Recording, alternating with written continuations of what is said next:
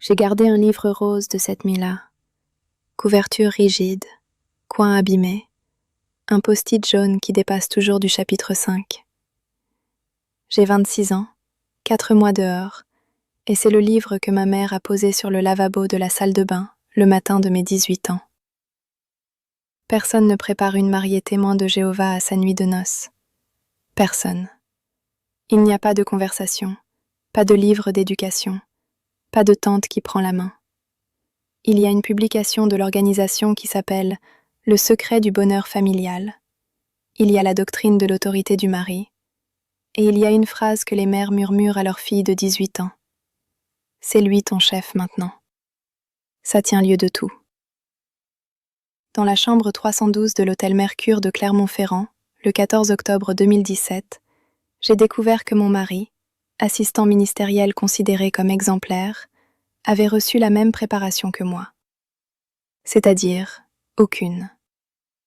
On nous avait dit que l'obéissance suffirait. Personne ne nous avait prévenu que l'obéissance, quand elle remplace la tendresse, ressemble à une transaction qu'aucun des deux ne comprend. Je voudrais que tu restes avec moi jusqu'à la fin. Pas pour l'algorithme. Reste parce que cette histoire, d'autres filles la vivent ce soir même, dans une chambre d'hôtel quelque part, avec un livre rose sur le lavabo. Si tu laisses un mot en dessous, tu deviens une voix dans la pièce pour la prochaine mariée. Sois dans la pièce avec moi. 14 octobre 2017, Clermont-Ferrand, 6 heures du matin. La fenêtre de ma chambre d'enfance donne sur la rue Fongiève. Il y a un réverbère qui grésille doucement. Le ciel d'octobre est encore noir, et les volcans endormis de la chaîne des puits se devinent à peine à l'horizon, une ligne plus sombre sur la ligne sombre du ciel. Ma mère, Isabelle, entre sans frapper, une brosse à la main, et elle me demande de m'asseoir devant la coiffeuse. Elle me tresse les cheveux, une seule tresse épaisse, serrée, descendant jusqu'au milieu du dos. Elle ne parle pas. Elle sent la crème Nivea et le papier des revues La Tour de Garde, et je me souviens d'avoir pensé « c'est la dernière fois qu'elle me coiffe comme sa fille ». J'avais 18 ans et 7 mois. J'avais été baptisée à 13 ans, à l'été 2012, lors de l'Assemblée de district de Lyon, sous un soleil de stade loué et devant 3000 témoins. J'avais été pionnière auxiliaire à 15 ans. J'avais renoncé à l'université parce que, dans la vérité, investir dans le système de choses, c'était tourner le dos à Jéhovah. Et j'allais épouser Julien Lefebvre, 22 ans, assistant ministériel, qui m'avait rencontré à une assemblée de circonscription à Lyon l'année précédente. Il avait parlé à mon père d'abord, pas à moi. C'est comme ça qu'on fait. Ma robe est accrochée derrière la porte, simple, blanche, à manches longues, achetée pudique dans une petite boutique de mariage d'Aubière. Pas de décolleté, pas de traîne. Un anneau lisse, sans gravure, sans diamant, posé dans une boîte bleue sur le bureau. L'organisation décourage la vanité, et moi j'avais intégré que ma beauté n'était pas une chose qui m'appartenait. Mon corps n'était pas une chose qui m'appartenait. Ma voix, déjà, n'était pas une chose qui m'appartenait. Ma mère finit la tresse. Elle ne me regarde pas dans la glace. Elle se lève, elle va jusqu'à la salle de bain, elle ouvre son sac à main, et elle en sort un livre rose. Un exemplaire usé, corné, du secret du bonheur familial. C'est une publication réelle du Collège central, couverture rigide rose, distribuée aux couples fiancés dans toutes les congrégations de France depuis les années 90. Il y a un post-it jaune qui marque le chapitre 5, l'épouse qui édifie une famille heureuse. Elle le pose sur le plan du lavabo, à côté de ma brosse à dents. Elle ne me regarde pas. Elle dit « c'est lui ton chef maintenant » et elle ferme la porte derrière elle. Voilà. C'est toute l'éducation que j'ai reçue sur ma propre nuit de noces. Une tresse, un livre, une phrase. La cérémonie a lieu à 11h à la salle du royaume de Clermont-Ferrand-Nord. Le bâtiment en parpaing crépi beige dans une rue secondaire d'un quartier ouvrier. Les néons qui bourdonnent au plafond, la moquette industrielle grise qui sent vaguement la poudre d'aspirateur, les 120 chaises pliantes en métal qui grincent dès qu'on bouge. Mon père, Philippe Moreau, assistant ministériel lui aussi, ouvrier chez Michelin depuis 32 ans, me conduit jusqu'à l'estrade sans me prendre le bras. Ce n'est pas la tradition chez nous. Mon frère aîné, Thomas, ancien à 23 ans, est au premier rang avec sa femme enceinte de Louise. Il ne me sourit pas. Il hoche la tête. Julien m'attend devant le pupitre en bois. Costume gris, cravate sobre, chemise blanche. Il a préparé cette journée comme on prépare un devoir d'étude de la tour de garde. Le discours dure 40 minutes. Proverbe. Éphésiens chapitre 5. L'autorité du mari, la qualité de chef, la soumission volontaire de l'épouse comme offrande à Jéhovah. Pas de musique, pas de danse. Au sous-sol, du jus d'orange, des petits fours, des cantiques du royaume. À 16h30, Julien pose la main sur mon poignet et dit « Il faut y aller. On va à l'hôtel. » 14 octobre 2017, 17h12. Hôtel Mercure Clermont-Ferrand Centre, chambre 312. La clé était une carte magnétique noire. Le couloir sentait le désodorisant industriel et le café de la réception. Je veux prendre un peu de recul, parce que ce qui s'est passé dans cette chambre n'est pas un accident personnel. C'est le produit d'un système. Et si je ne te raconte que la chambre, tu vas croire que c'est l'histoire d'un mari maladroit et d'une épouse silencieuse. Ce n'est pas ça. C'est l'histoire d'une machine qui a fonctionné exactement comme elle a été conçue. Les témoins de Jéhovah enseignent que le corps de la femme mariée appartient à son mari. On cite 1 Corinthiens 7.3 et 7.4 à chaque discours de mariage, à chaque étude de la tour de garde qui touche au couple, dans chaque chapitre du secret du bonheur familial. Le Collège central, les 8 tomes de Warwick qui dictent la doctrine à tous les témoins de la planète, a publié pendant des décennies des articles et des livres qui répétaient la même phrase. L'épouse fidèle ne refuse pas son devoir conjugal, sauf raison médicale grave. C'est l'expression exacte. Le devoir conjugal. On nous apprenait à 15 ans, 16 ans, 17 ans, que notre propre plaisir n'était pas un sujet. Notre consentement n'était pas un sujet. Notre corps n'était pas un sujet. Et en même temps, parallèlement, on nous apprenait que parler de sexualité en dehors de ces publications était mondain, vulgaire, contaminant. Tout livre, tout cours à l'école publique, toute conversation avec une amie mondaine sortant du cadre des publications Watchtower était suspect. À 16 ans, je ne savais pas ce qu'était un cycle ovulatoire. Je ne savais pas qu'une femme pouvait refuser. Je ne savais pas qu'un mari pouvait demander l'accord de sa femme. Je savais seulement qu'après le mariage, la chose arriverait, qu'il faudrait l'accomplir, et que si je la vivais mal, c'était une question de spiritualité. Tu comprends la construction? On t'interdit l'information, et ensuite on te tient responsable de ton ignorance. C'est une machine parfaite. Elle produit exactement ce qu'elle a conçu. Des mariés de 18 ans qui arrivent dans une chambre d'hôtel avec un livre rose dans leur sac à main et aucune idée de ce qu'elles ont le droit de ressentir. Et des maris de 22 ans qui croient que la chambre à coucher est un prolongement de l'estrade de la salle du royaume, avec eux comme orateurs et leurs femmes comme auditoire silencieux. Julien a reçu la même éducation, en miroir. Les jeunes frères de la congrégation apprennent l'autorité du mari sans apprendre la tendresse. On leur dit qu'ils sont les chefs spirituels du foyer. On ne leur dit pas que leur épouse est une personne distincte, avec un rythme distinct, avec une peur distincte, avec une histoire qui ne leur appartient pas. On leur donne le manuel confidentiel des anciens. Faites paître le troupeau de Dieu, dès qu'ils deviennent assistants ministériels. Et ce manuel parle de discipline judiciaire, de comité judiciaire, de mesures à prendre contre les pécheurs. Il ne parle pas de caresses, il ne parle pas d'écoute. Il ne parle pas du fait qu'une femme de 18 ans est une personne fragile, qu'on peut abîmer par maladresse. Alors quand 2 jeunes témoins de 18 et 22 ans se retrouvent dans la chambre 312 de l'hôtel Mercure, ils ne sont pas 2 personnes qui se rencontrent. Ils sont 2 produits de la même chaîne de montage, qui essayent d'exécuter une consigne qu'on ne leur a jamais vraiment expliquée. Et la consigne, c'est « Accomplissez votre devoir conjugal ce soir, parce que demain matin, la congrégation s'y attend. Parce que l'organisation s'y attend. Parce que Jéhovah s'y attend. Et Jéhovah voit tout. Et Armageddon arrive. » Je pense souvent à ça maintenant.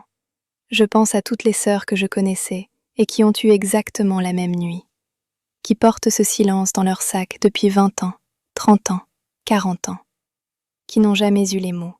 Le collège central ne leur a pas donné de mots. Leur mère ne leur a pas donné de mots. La salle du royaume ne leur a pas donné de mots. Il y a juste un livre rose sur un lavabo et une phrase murmurée à travers une porte qui se referme. 14 octobre 2017, 17h48, chambre 312. Je te jure que je me souviens des rideaux. Couleur taupe, un peu trop court pour la fenêtre. La vue donnait sur un parking et sur l'enseigne lumineuse d'un Buffalo Grill de l'autre côté de la rue. Il y avait une bouilloire électrique sur le meuble d'angle, 2 sachets de Nescafé, 2 biscuits individuels emballés dans du plastique. Sur le mur au-dessus du lit, un cadre standard d'hôtel, une photographie de champs de lavande. Je me suis accrochée à cette photographie plus tard dans la soirée, comme on s'accroche à n'importe quoi.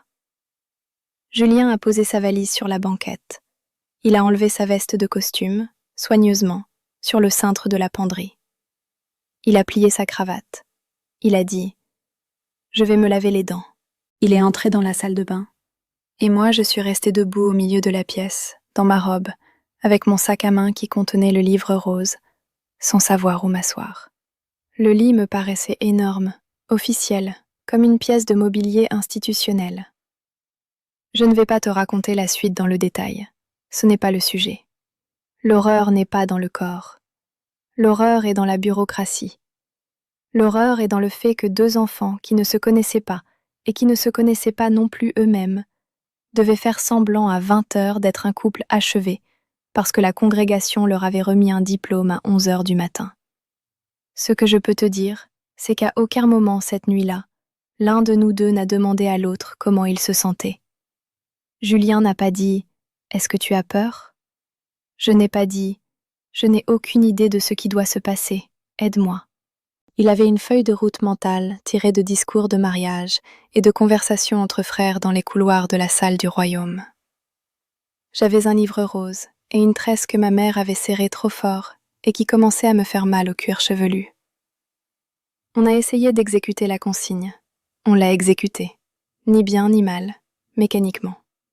Comme on monte un meuble en suivant une notice qu'on ne comprend pas, en se disant que si ça n'a pas l'air correct à la fin, c'est qu'on n'a pas assez bien lu la notice.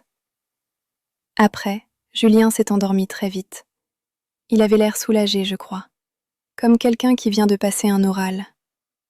Moi, je suis allée dans la salle de bain, j'ai fermé la porte, j'ai éteint la lumière principale et j'ai allumé seulement la petite veilleuse au-dessus du lavabo. Je me suis assise sur le carrelage, à côté du radiateur en fonte qui chauffait trop fort, et j'ai ouvert mon sac à main. J'ai sorti le livre rose. J'ai ouvert au chapitre 5. Le post-it de ma mère était toujours là, jaune, collé sur la première page du chapitre. Il y avait des paragraphes sur la soumission volontaire, sur la patience de l'épouse, sur l'importance de ne pas refuser son mari, sur Jéhovah qui voit tout et qui bénit les foyers ordonnés, sur l'image du couple qui honore la qualité de chef.